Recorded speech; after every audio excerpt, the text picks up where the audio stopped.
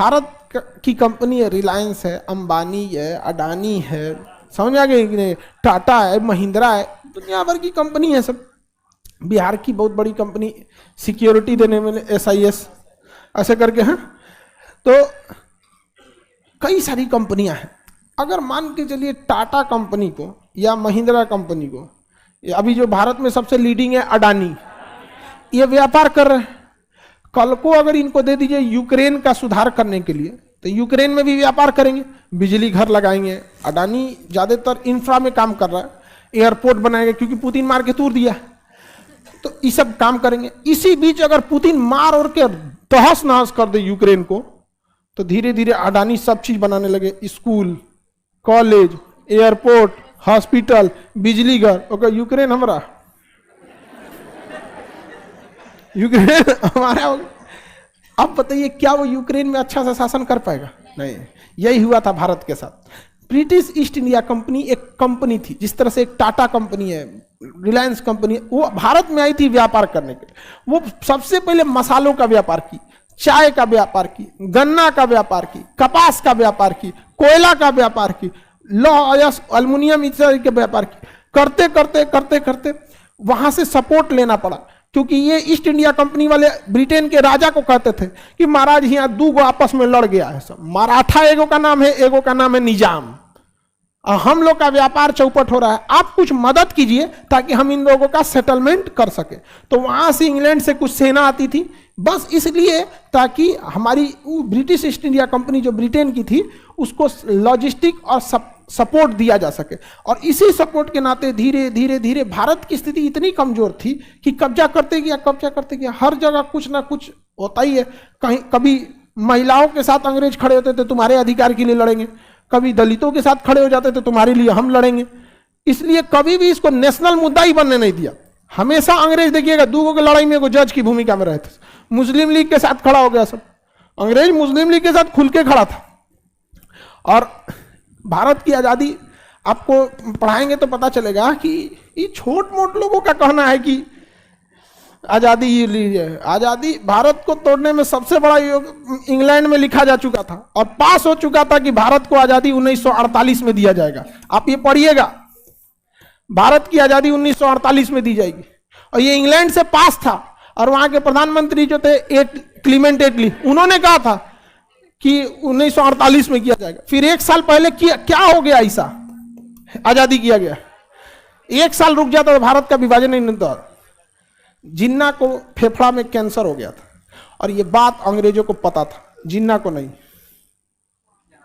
अंग्रेजों को लग गया अरे भाई साहब, अगर जिन्ना मरा तो मुस्लिम लीग में कोई ऐसा नेता नहीं है जो भारत के स्वतंत्र पाकिस्तान की मांग को रख सके।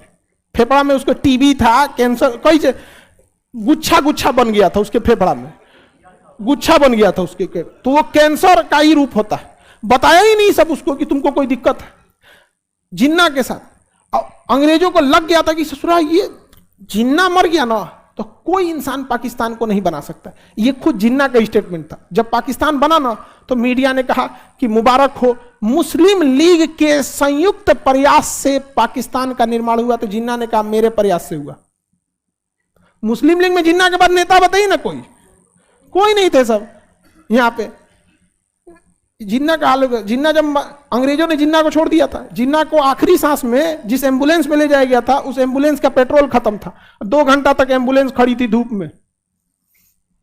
सोच सकते हैं किसी देश का निर्माता का जिस गाड़ी में पेट्रोल, उस गाड़ी में पेट्रोल नहीं है और पेट्रोल खत्म भी हो गया तो तुरंत लाओ ना भाई। 2 घंटा तक धूप में खड़े थे। मरने के जिस दिन मरे थे ना उस दिन जाम में इनकी गाड़ी फंसी थी 2 घंटा तक। आप उन पाकिस्तान से कहते हैं कि हम लोग के लिए अच्छा करेगा सर, जिस कायदे आजम ने उनका देश बनाया। हालांकि दोनों के साथ भुगतना पड़ा। पाकिस्तान में जिन्ना का हाल होता है कि भारत में गांधी को मार दिया, गोट से मार दिया यहाँ पे। तो आप देखिए कि आखिर ये क्यों हुआ था। इसे कुछ ना कुछ तो था कि नहीं था। अंग्रेज ने बताया ही नहीं। खुद जिन्ना को अगर पता चल जाता ना, ये जिन्ना मरा था तो उसका वजन 40 किलो था। कितनी भयानक स्थिति में हुआ होगा, 40 किलो का हो गया था। तो British east India company Bharat का शासन क्या कर ली, अपने हाथ में ले ली। और जब अपने हाथ में शासन ली तो उस समय ब्रिटिश ईस्ट इंडिया कंपनी बहुत ज्यादा अत्याचार करना चालू किया, जिस वजह से भारत के लोग विवाद ब्रिटिश ईस्ट इंडिया कंपनी के खिलाफ हो गए। कभी केरल से खिलाफ होते थे तो फोन करता था इंग्लैंड में, राजा साहब सेना भेजिए, देखिए वो केरल वाला हमको मार रहा है, यहाँ पे व्यापार चौपट हो जाएगा, चौपट होगा, आपको टैक्स कहाँ से देंगे हम यहाँ। तो इंग्लैंड का राजा सेना भेजता था। कभी पंजाब से पीटा जाता था, कभी बिहार में पीट दिया, बंगाल में पीट दिया, मुजफ्फरपुर में एगो किंग्स फोर्ट जज को उड़ा दिया, खुदीराम बोस बम लेके बैठ गया जज के ऊपर, आओ। तो वो दिन जज दूसर गाड़ी में बैठा तो उसके पत्नी को उधिया दिया, जज औरों गुस्सिया गया, जा हमरी वाली उधिया गई।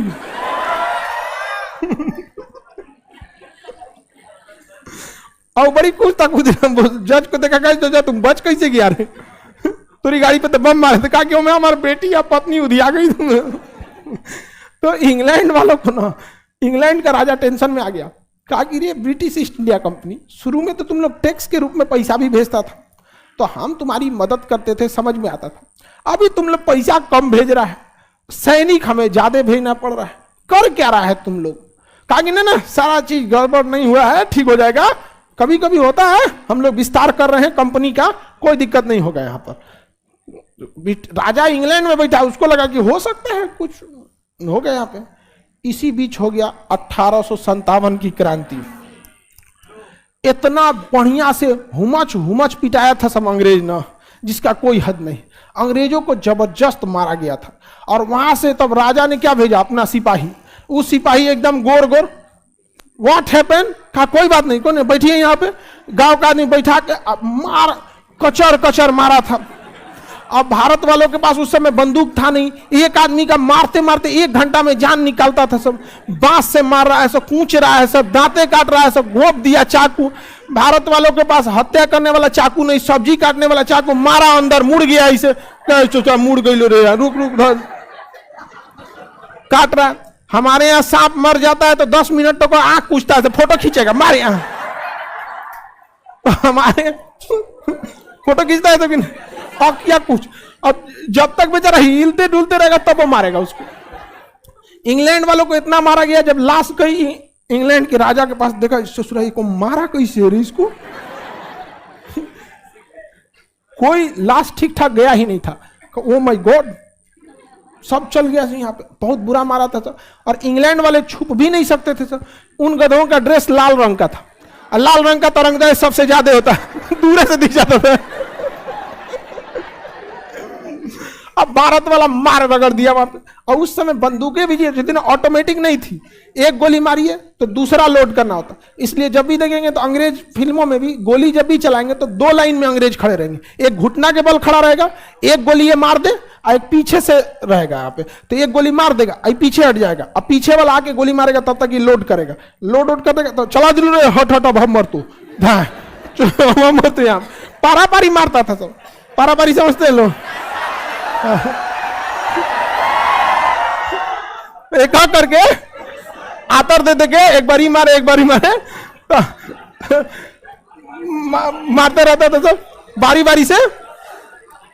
तो अंग्रेज सबको 1857 की क्रांति में खूब कुचाया, इतना कुचाया ना, अंग्रेजों ने कहा कि भट ससुरा तूने ब्रिटिश ईस्ट इंडिया कंपनी यहाँ पे जितना के बाबू ना उतना के झुंझुना यहाँ पे ले लिया है। तो यहाँ पे जितना का चाय मसाला नहीं दिया, हमारा सैनिक कुछ आ गया सब। यहाँ पर सैनिक मरते हैं सब तो उसके साथ उसके परिवार को बहुत बड़ा रकम देना होता है, ये शुरू से ही ये खर्च है। कहा कि तुम जितना पैसा नहीं दिया उतना भारत वाला कूच दिया सब। और उन सबको दिक्कत था, भारत वाला सब देखेंगे ना, अंग्रेज सबको खूब बढ़िया बढ़िया, भारत वाला थोड़ा सा शराब के नशा में कुछ सीक्रेट बातें बोलते गए सब, ये थोड़ी सी गड़बड़ हो गई। यहाँ पे कुल 6000 अंग्रेज थे सब भारत में, बस 6000 थे सब, बस उतने में पूरा भारत हिला दिया सब। क्योंकि हम लोग आपस में लड़ रहे थे ना, एक गांव में 500 लोग रहते हैं, 500 आपस में एक नहीं थे, हमारा टोला इनका टोला इनका टोला, इसे चलता। तो 1857 में कौन पीटा है सब? क्या राजा के सैनिक गलती किए थे सब? गलती कौन किया था?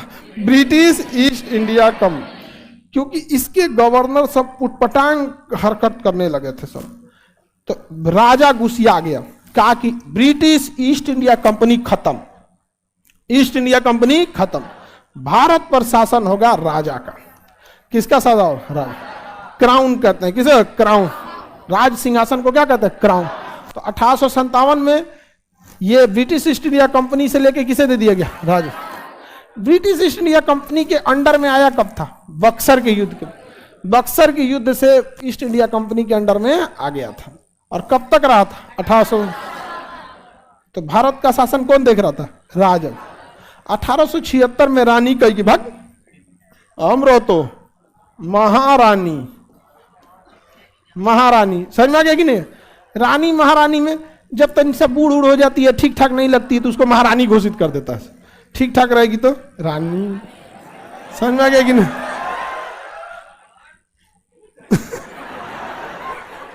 तुम लोग काय खुश हो रहा है? अपने चमगादड़ की तरह है खुश हो रहा है। तो बताइए 1876 में शासन किसे दे दिया गया? महाराज। 1857 में और 1764 में east India company. East India company के भ्रष्टाचार के वजह से भारत में 1857 की क्रांति हुई। वो क्रांति कई जगहों से हुई थी, जिसमें भारत के ही राजा ने अंग्रेजों का साथ दे दिया था, बहुत ज्यादा साथ दे दिया था अंग्रेजों का, जिस वजह से। दूसरा कि हमारे पास गोला बारूद की कमी थी, गोला बारूद की कमी थी। अंग्रेज भारत को 3 तरह से लड़ा रहे थे। ऊंच जात और नीच जात के आधार पर आपस में लड़ा रहे थे, हिंदू मुसलमान के नाम पे लड़ा रहे थे, और एक राजा को दूसरे राजा से लड़ा रहे थे। तो 3 तरह से लड़ाई लड़ रहे थे। हम लोग बड़ा बिखरे हुए भी थे एक तरह से।